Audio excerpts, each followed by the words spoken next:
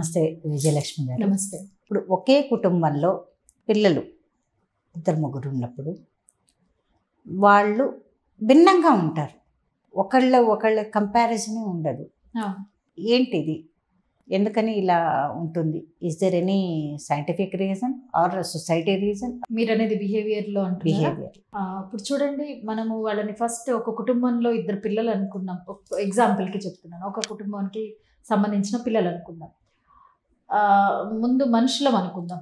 ప్రతి మనిషికి వ్యత్యాసం ఉంటుంది, కానీ ఒక కుటుంబంలో పెరిగేటువంటి పిల్లలు మ్యాక్సిమం ఒకేలాంటి ప్రవర్తన ఉండాలి, లేకపోతే ఏదైనా సరే చేసేటువంటి పనిలో కానీ కొంత పోలిక ఉండాలి అనేటువంటిది మనం ఎక్స్పెక్ట్ చేస్తాం. అది చాలా సర్వసాధారణం, ఎక్స్పెక్ట్ చేయొచ్చు కూడా. కానీ ఒకే కుటుంబ నేపథ్యంలో పెరిగినప్పటికీ కూడా ఇద్దరు పిల్లలకి వాళ్ళ అభిరుచుల్లో తేడా ఉండొచ్చు, లేదా వాళ్ళు చదువులో తేడా ఉండొచ్చు. కొంతమందికి వాళ్ళ ప్రవర్తనలో చాలా తేడా కనిపిస్తుంది, కొంతమంది సోషలైజింగ్లో చాలా తేడా కనిపిస్తుంది. ఎందుకు ఇలా జరుగుతుంది అంటే, ఒకటి పెంపకం కాస్త ప్రభావం చూపిస్తుంది. ఎందుకంటే తల్లిదండ్రులు, లేకపోతే మనం జనరల్గా ఉండేటువంటి మన హ్యూమన్ టెండెన్సీ ఏంటంటే, ఇప్పుడు ఒక 2 మొక్కలు నేను పెంచుతున్నాను అనుకోండి, ఒక మొక్క బాగా ఏపుగా పెరుగుతుంది, దానికి ఎక్కువ కేరింగ్ అనేది నేను ఇవ్వడం మొదలు పెడతాను. రెండవ దాన్ని చూసుకుంటాను, కానీ కొంత కేరింగ్ అనేది తగ్గుతుంది. ఇది ఆటోమేటిక్గా వచ్చేటువంటిది. ఎందుకంటే మనం ఇప్పుడు ఒక నలుగురిలో మాట్లాడుతున్నాము, ఎవరైతే కొద్దిగా అట్రాక్టివ్గా అనిపిస్తారో వాళ్ళకి ఎక్కువ అటెన్షన్ ఇస్తాం. సో సేమ్ ధోరణి ఏమవుతుంది అంటే, ఇద్దరు పిల్లలు ఉన్నప్పుడు ఒకళ్ళు బాగా చురుగ్గా ఉన్నారనుకోండి, పేరెంట్స్ అటెన్షన్ అటువైపు వెళ్ళిపోతుంది. సో సెకండ్ వాళ్ళు ఆటోమేటిక్గా అనుకోకుండానే కొంత నెగ్లెక్ట్ చేయబడతారు. ఇది ఒక రీజన్. సెకండ్ రీజన్ ఏంటి అంటే, ఇప్పుడు ఒక చైల్డ్ చాలా బాగా చేస్తున్నప్పుడు ఎంకరేజ్మెంట్ అనేటువంటిది కూడా చాలా ఇంపార్టెంట్ కదా. ఒకటి కేరింగ్, సెకండ్ది ఎంకరేజ్మెంట్. పిల్లలు చిన్న వయసులో ఉన్నప్పుడు ఇది ప్రతి తల్లిదండ్రి గమనించవలసిన విషయం. ఏదైనా చెస్లో జాయిన్ చేశారు ఫర్ ఎగ్జాంపుల్, వీళ్ళకి తెలియదు పిల్లలకి ఏది సూట్ అవుతుంది అని. సో వీళ్ళకి ఇష్టం కాబట్టి వాళ్ళు జాయిన్ చేస్తారు. మరి అది చైల్డ్కి ఇష్టమా కాదా అనేది తెలుసుకోరు. పోనీ ఒక చైల్డ్ బాగా రాణిస్తున్నాడు, ఇంకొక చైల్డ్ రాణించట్లేదు, ఇది కాకపోతే ఇంకొకటి అనేటువంటిది ట్రై చేశారా అనేది కూడా చాలా ఇంపార్టెంట్. పిల్లలు చిన్నగా ఉన్నప్పుడు ఒక 10 ఇంట్రడ్యూస్ చేయగలగాలి మనం. అంతేకాని ఒక దాంట్లో వేసాము ఇదే చేసుకుంటూ వెళ్ళిపో అంటే అది తనకి సూట్ అవ్వాలి కదా. ఫర్ ఎగ్జాంపుల్ ఏదైనా స్పోర్ట్ ఉంది, తన ఫిజిక్స్ సూట్ అవ్వాలి, తన మైండ్ సెట్ సూట్ అవ్వాలి, తనకు అది ఇష్టంగా ఉండాలి, అప్పుడే తను అందులో రాణించగలుగుతాడు. సో మనం ఒక 10 ట్రై చేసినప్పుడు అందులో నుంచి ఆప్షన్స్ ఇవ్వగలగాలి కదా. ఒకటే ఇచ్చి ఇది చెయ్యాలి, ఇందులో ఎక్స్పెక్ట్ చేశాను నువ్వు చేయలేదు అని డిస్కరేజ్ చేయడం కానీ, మనం డిసప్పాయింట్ అవ్వడం కానీ చాలా తప్పు. సో ఇది ఒక రీజన్ అవుతుంది. అంటే తన అభిరుచి ఏంటి అంటే, ఒకే కుటుంబం నుంచి వచ్చినట్టు ఇద్దరు పిల్లలు అయినప్పటికీ, అన్నదమ్ముల్లో, అక్క చెల్లెల్లో, అక్క తమ్ముడు, ఒకే కుటుంబం, కానీ 2 డిఫరెంట్ పీపుల్ కదా, 2 డిఫరెంట్ మైండ్ సెట్స్.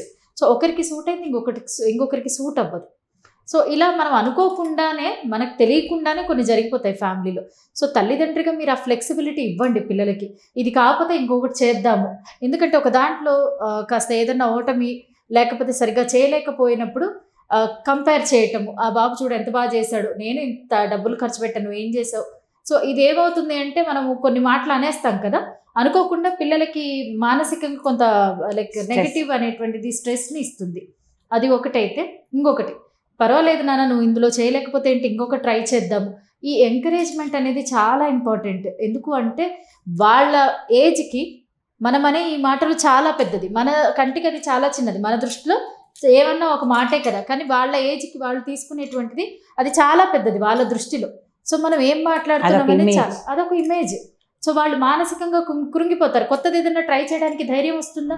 రాదు, ఇంకా ధైర్యం రాదు.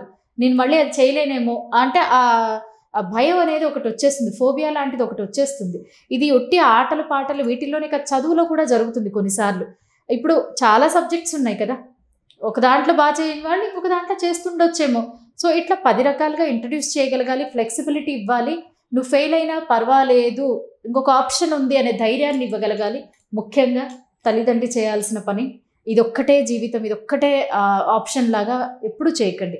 ఆ ప్రెషర్ పెట్టకండి. ఆ ఫ్లెక్సిబిలిటీ ఇచ్చినప్పుడు వాళ్ళు ఇష్టంగా ఎప్పుడైతే తను చేయగలిగింది చేయగలుగుతారో ఖచ్చితంగా పిక్స్కి వెళ్ళిపోతారు ఏ పిల్లలైనా. మీరు ఈ మాట అంటున్నారు, ఈ సందర్భంగా నేను ఒకటి అడగాలనుకుంటున్నాను. అడగండి. మితిమీరిన స్వేచ్ఛ, మితిమీరిన నియంత్రణ రెండు తప్పే. నేను అనేది ఇక్కడ స్వేచ్ఛ అనేటువంటిది వాళ్ళు ఏదైనా రంగంలో రాణించడానికి స్వేచ్ఛనివ్వండి అంటున్నాను. స్వేచ్ఛ ఏ రకంగా ఇవ్వాలి అంటే స్వేచ్ఛ చాలా విలువైంది. అతిగా ఇచ్చినప్పుడు ఎవరైనా పాడైపోతారు. మీరు స్వేచ్ఛ ఎన్నుకోవడంలో ఇవ్వండి. ఒక 4-5 ఆప్షన్స్ ఇవ్వండి. చెస్ ఇవ్వండి, షటిల్ ఇవ్వండి, బ్యాడ్మింటన్, ఇలా ఇది కాకపోతే ఇది ట్రై చేయనా, నీకు ఇది రావట్లేదా ఇంకొకటి. ఆ స్వేచ్ఛ ఎలా ఉండాలి అంటే వాళ్ళు ఓపెన్గా మనతో చెప్పగలగాలి. ఇది చేయగలుగుతున్నానమ్మా, నాకు ఇందులో ఈ ప్రాబ్లం వస్తుంది, ఇది చేయలేకపోతున్నాను. అది వినే ఓర్పు, అర్థం చేసుకునేటువంటి ఓర్పు. ఏంట్రా నువ్వు అన్నయ్య ఇద్దరు నా పిల్లలే కదా, వాడు చేయగలుగుతున్నాడు నువ్వు ఎందుకు చేయలేవు, ఆ ఒత్తిడిని తీసుకురావద్దు మీరు దయచేసి. ఎందుకంటే ఆ తను వేరే హ్యూమన్ బీయింగ్, తిను వేరే హ్యూమన్ బీయింగ్. తనకు ఒకటి నవ్వింది, తినకి నప్పలేదు, అంతే. తినకి వేరే ఏదైనా ట్రై చేయగల ఆ ఓర్పు అనేది ఉండాలి తల్లిదండ్రికి. సో తినకి ఏది వచ్చు, తిన వేరే ఆర్ట్స్లో చాలా బెటర్గా చేయగలుగుతారేమో, అది కూడా ట్రై చేయగలగాలి కదా. సో ఆ పేషెన్స్ అనేటువంటిది తల్లిదండ్రికి ఇంపార్టెంట్, ముఖ్యంగా తల్లికి.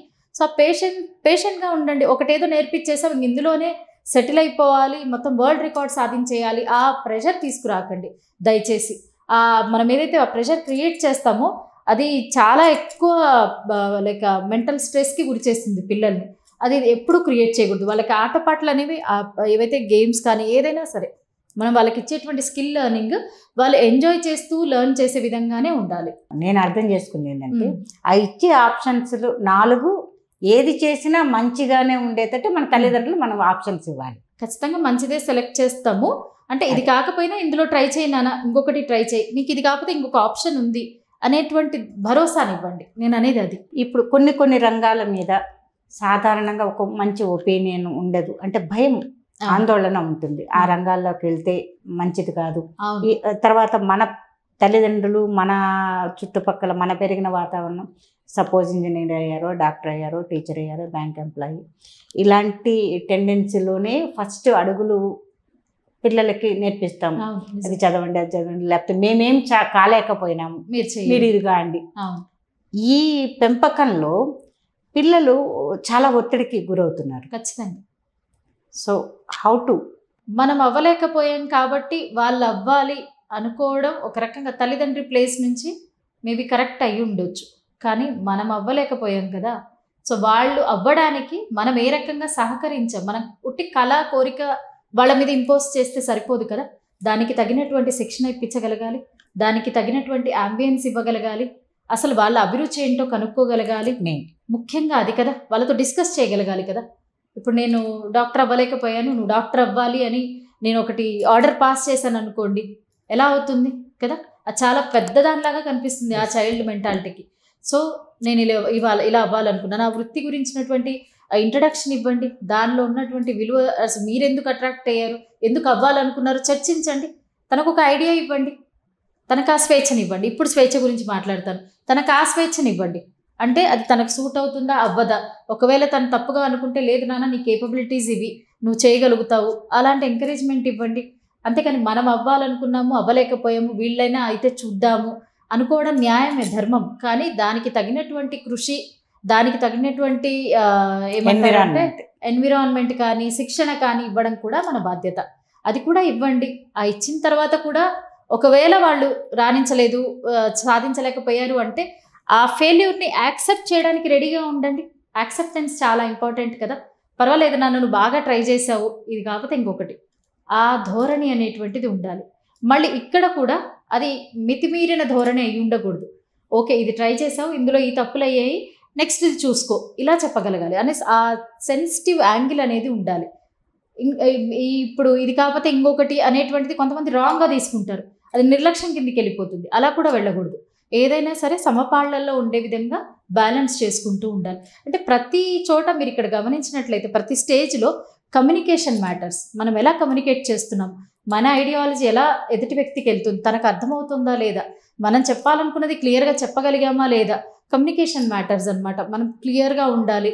ఈ డూస్ డోంట్స్ ఇలా అయితే ఇలా అవుతుంది అవి కూడా చెప్పగలగాలి ముందుగానే. అంటే మేలంచమంటారు కదా, సో ఇలా ఉండొచ్చు నెగటివ్స్, దాన్ని ఎలా తట్టుకోగలగాలి, ఇలా ఒక ప్లానింగ్ అనేటువంటిది ప్రాపర్గా ఉండాలి. మనం ఒక పాత్ అనేది వేయగలగాలి పిల్లల కోసం తల్లిదండ్రిగా.